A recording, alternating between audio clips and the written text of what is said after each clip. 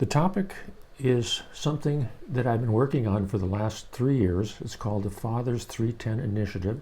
The first 2 years was a certain focus that we were working on, and then the last year, really since Good Friday of last year, 2024, there's been a kind of a different focus on it. So I'd like to introduce that, give you kind of an overview of the Fathers 310 Initiative. This is a picture of me when I was probably 6 years old.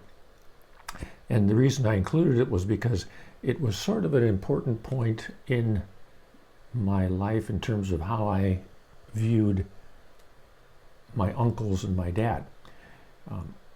We would have Sunday afternoon gatherings at our home in the country, and relatives would come. It was potluck. We would eat too much, and then in the afternoon, sometime in the afternoon, the men would disappear. And on this one particular occasion, I followed them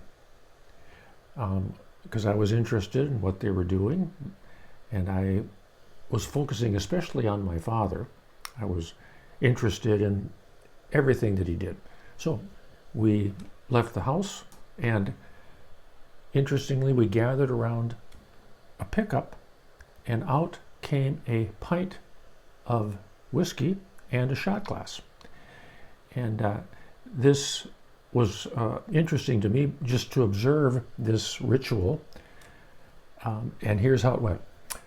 They would take the whiskey, fill up the shot glass, and then they would hand it to an uncle, and then he would drink it down, and then fill it up again, pass the shot glass to the next uncle, and there were 4 of them, and then last, my dad would get the last round of that, and he would tip it back, and with great confidence he'd say, "Ah," and then it would repeat. And I learned from my father later that the purpose of that ritual was, at the end, to feel good. And so, again, another round, the same idea, fill the shot glass, pass it to an uncle, toss it down, and you can learn a lot about how a guy downs a shot glass full of whiskey. One uncle was particularly tentative, not very confident, and he'd sip it, cough a little bit. Took him a little while to get it down, but he'd get it down. And then again, it would come to my dad, and he grabbed it, tossed it down very confidently. And then the third round, because it was a pint of whiskey, 16 ounces, so you could get 3 loops out of it with 5 guys. And he would, same thing, everybody would take a shot of it, toss it down, and then it came to my dad, and again, the same thing. He was the most confident. He would take it, confidently toss it down, and then say, "Ah." And then the 3 rounds were over, and they put the shot glass down on the fender of the pickup, and they sort of didn't have any more interest in the shot glass, and they just sort of talked and visited, and I think they were probably monitoring how their feelings were. And they put the shot glass right next to me, and this was of great interest. So I slid my hand over. I noticed they weren't paying any attention to me, so I picked up the shot glass, and I was inspecting the content, and there was a little bit of that amber liquid in the bottom. I could stick my tongue down, I could touch the liquid, get a little bit of a taste of it, and then I sort of forgot the environment I was in. I tossed the glass back and said, "Ah," with my 6-year-old voice. And at that moment, all the uncles turned towards me, sort of smiling, and my dad, on the other hand, pointed his finger at me. And with the sternest voice I have ever heard, he said, "I don't want you to drink that stuff when you get big." And at that moment, I learned how to multitask, because out of my mouth came the words that he wanted to hear. "No, I won't." But in my mind, it was absolutely clear. Yes, I will, because that's what you do. It is so interesting the power that a father has over children in that 3 to 10 age range. I don't think my response was unusual. I think that's the way children in that age respond to the model that they see in their father. So that's how that went. There's another situation that I can remember at that age. Again, all alone, it wasn't a family gathering or anything, but I was out in the backyard and just doing something, and I this thought came to my mind. I would like my dad to spend more time with me. He was very good, but I still wanted more time. I wanted more of his attention that I'd been getting. Now, interestingly, I did not want that attention shared with my younger brother, who was 17 months younger. Nothing wrong, but I just wanted that individual attention. And I think we don't realize especially in the West, in America, we don't realize the power that fathers have over their children at that age. This is a newspaper that we put together, and in the center of it, and you'll see that on the screen, kind of just right in the middle, there's a father and a young child walking away in the distance. Here's a closer up picture of that. And it has a very interesting statement. It says, the Father's 310 initiative represents the easiest and the most strategic way to influence families, churches, communities, countries, and the world for good. And when I first showed that statement to some friends of mine at a conference, one of the individuals said, that is a very audacious statement. And I sort of agreed with him. I'm glad that caught his attention, because it is a very audacious statement. But if you look at something else on the center of this paper, on the left side, there's a hand, and the index finger shows the father, and then the thumb shows the child, and then there's this statement that's written. Much of what the father models, good or bad, is accepted by the 3 to 10-year-old child. Again, I don't think that's an unusual affirmation. I think most people realize that that's mostly true, that a father has great influence over their children. And there's some images here that show that we know from our different environments that if a father is very attentive to this, that whatever his values are, they're passed on to the child. Here's another picture, kind of a nostalgic picture of a father and a child, and you can imagine that whatever that father's doing, that child is picking it up. You can kind of imagine that good environment that those people are living in. It's a very nostalgic, warm picture. Now, the principle is also true. It doesn't matter what the ideology of the individual is. It's still true that whatever the father models gets passed on to the child. Here's another model of the former Hamas leader in Gaza who was killed a few months ago, and his child. And you know that he's been very diligent about passing on whatever he believes to that child. Here's another picture of some other children in that same environment. Whether it's Hamas in Gaza or Hezbollah in Lebanon or Houthis in Yemen, the degree that they pass on that model, that worldview, it gets passed on to their children. It's a very, very powerful example.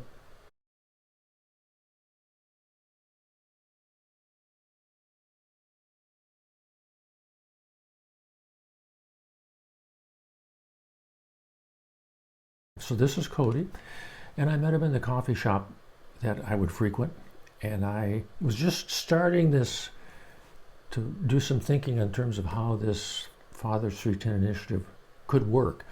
And I put together a questionnaire. It wasn't as sophisticated as this right now in terms of how it looked, but I just took out a tablet and wrote down 4 questions, and then I asked Cody these questions. Do you have children in the 3 to 10 age range? And Cody said yes, he did. He said it was a 5-year-old girl. And then the next question I said to Cody, I said, I believe that although your daughter is in the 3 to 10 age range now, she will exist forever and ever. Have you ever thought about that? And now as I look back, I don't remember what Cody's answer was at that time, but I know by asking that question, he was thinking about it. He was thinking about if my daughter exists forever and ever. Then the third question, if your daughter will exist forever and ever, it seems that you have a great responsibility for his or her future. Does this seem reasonable to you? And Cody said, yes. Now, since then, I've asked that question of over 100 fathers with children in that age group. And every father who answers that question said, yes. If my child will exist forever and ever, I have a great responsibility. So these first 3 questions get them thinking not about eternal life related to them, but related to their child. And then the 4th question, I have some material that could help you lead your child to live forever and ever with Christ. Would this interest you? Cody said yes. And I had some material. I gave it to him, explained how he could use it, and he started using it with his daughter, Arabella. And maybe once a month I'd check in just to see how he was doing, and he seemed to be engaging her with whatever material I gave him. I would kind of scramble to find more and more things that could be of interest. These are some examples of some of the material that we used. That book, Leading Little Ones to God, was very nice because it had 80 separate stories, so I thought that was nice to use. And so that was that's how things went until last year, 2024. A mutual friend thought that it would be good if Child Evangelism Fellowship connected with the Father's 310 initiative, because it seemed like a good fit, that it could advance both ministries. And so John Luck, a leader in Child Evangelism Fellowship, flew up to Minnesota on Good Friday of 2024. And we met near the airport. And what I found was that Child Evangelism Fellowship did not have just one book, one tool. They had a series of books called the Wonder Devotional Book Series. Every book had 60 lessons in it, and that meant 60 lessons times 18 books, over 1,080 lessons.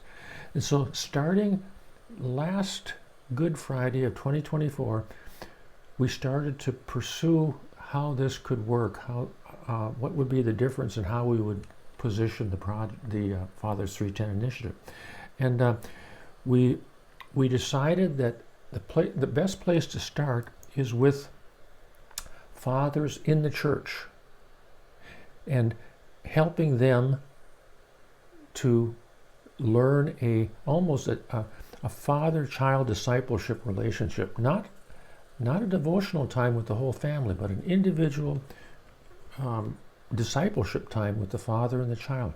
And so we had the book there. The top is the Wonder Devotional Book, and then we created this journal, and the journal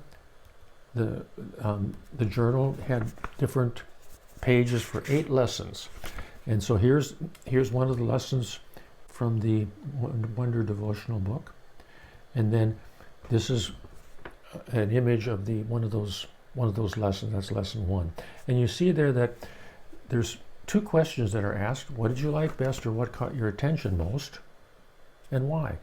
And so what by the end of the year, what we'd come up with was a tool that a father could use with his child to start a rhythm of engagement with his child.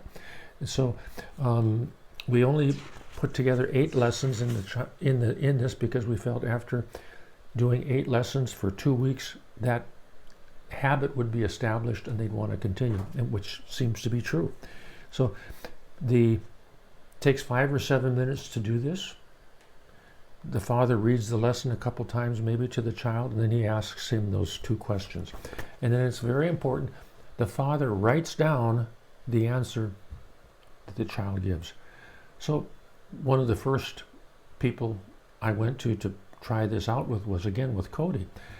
And since last summer, Cody has gone through 5 of these books with his daughter Arabella, and he's on book 6 right now.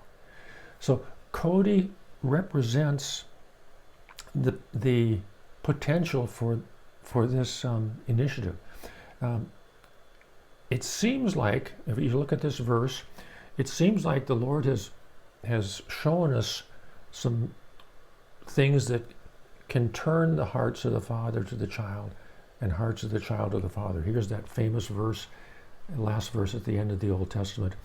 He will turn the hearts of the fathers to their children and the hearts of the children to their fathers, lest I come and strike the land with a decree of utter destruction. Now, that's a prophetic verse pointing to Christ, but it also shows us and reminds us of the critical societal importance a father has with a child. And through these two tools, it seems like we've found a way, if the father takes time with the child, that the heart of the father turns towards the child, the heart of the child turns towards the father. It's interesting, the verse does not say he'll turn the attention of the father to the child or the interest of the father to the child. It says turn the hearts. It's an emotional connection that takes place. So I started doing that with Cody last summer, and then I guess maybe a month, 6 weeks ago, I got together with him, and I had been hearing that he'd been engaging with other fathers that he knew from his relational network on some of these same things. And so I took out my tablet and decided that I was going to just try and understand just all the relationships that Cody has. And there you see the kind of the spider web of relationships, Cody on the lower left there. And he has individuals around him, Ralph, Willie, Jose, Alex. And I found out that what he's been doing the same thing with these guys. He's been presenting this material to them because seems to be, it's interesting to Cody, so he's presenting it to these individuals, and they're starting to do it. But they're not only starting to do it, they're starting to share the same thing with friends of theirs. So that's where you see those 3 or 4 generations of fathers who are engaging with this material. So as I was drawing this out, multiple times during our hour-and-a-half conversation, Cody said, "Oh, it's interesting what one person can accomplish. It's interesting what one person can accomplish." And of course, I'm kind of smiling and thinking, yeah, it really is. It's not just interesting, it's amazing what one person can accomplish. So then I add up all the individuals, and it turns out there's 34 fathers who are engaged in this. And most of these fathers were not going to church, but now all of them are going to church. So I thought that was interesting. And then I asked Cody, how many children are involved in this? And I said, 3 per father? No, he said probably 2. So I just said, okay, 2 times 34, that's 68. And I realize, he's influencing 102 individuals through these two simple tools. Then I asked, tell me, do you know anything about how the children are responding? And he said, oh yeah. He says, just 2 weeks ago, he got together with a couple of the fathers, and he was telling me this story about Liz, a 5-year-old girl, and her father, Steve. He said they came over It was winter, cold, taking off their coats, and then he notices that Liz sort of, I suppose, grabs his father's coat or something and wants to talk with him. So Steve leans down, says, Liz asks a question, and then he points to Cody across the room.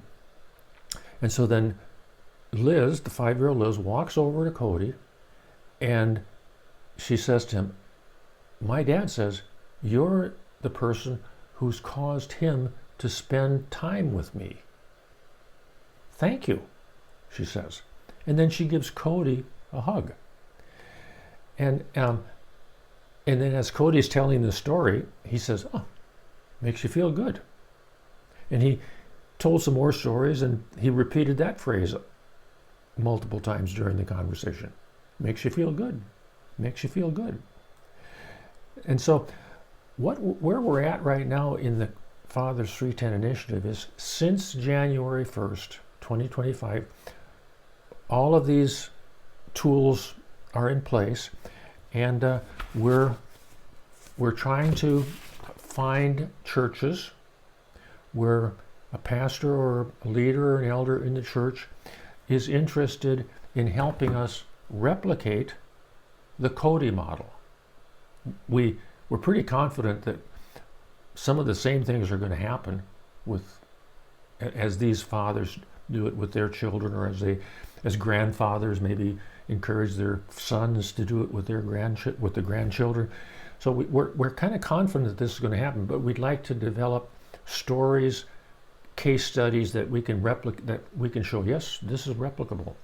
Here's some percentages. Let's say 5% of any demographic, any geographic area, 5% would be fathers of 3 to 10-year-old children. Using that same model of every father has 2 children in that age group, that means 10% of that demographic would be children of 3 to 10 years old. Of course, then you have another 5% being the mothers. So by focusing on this dual demographic of fathers and their children, you're influencing 20% of the population. Are you ready? Yeah. All right, 60-second spot on time. Can I have a clock in the corner? It's there. Thank you. Roll them. Rolling. Action. Okay, here's the deal. We all know that life is busy. There aren't enough hours in the day to do all the things that we want and need to do. In fact, you're probably thinking of all the things you need to do next week right now, wondering how you're going to squeeze it all in. But the fact is, no matter who you are, no matter what you do, no matter how much is on your plate, we all have the same gift of 24 hours each day. It's 24 hours, 1,440 minutes, 86,400 seconds. All the money in the world won't let you buy one single second more than the next guy. And once that second is gone, it's gone forever. Look, there goes one right now. Another one, gone. You'd think that we would judiciously use such a limited and valuable gift. You'd think that we would choose wisely how to spend. No, invest our time. But do we? Really? I mean, after taking the time for eating and sleeping and all the other basic necessities, do we really use this gift the way we should? Think of all the great things you could do in 24 hours, all the lives you could touch, all the significant changes that could be made in your life and others. The fact is, you could actually make a difference in this world in 24 hours. Or not. So, how are you investing your time?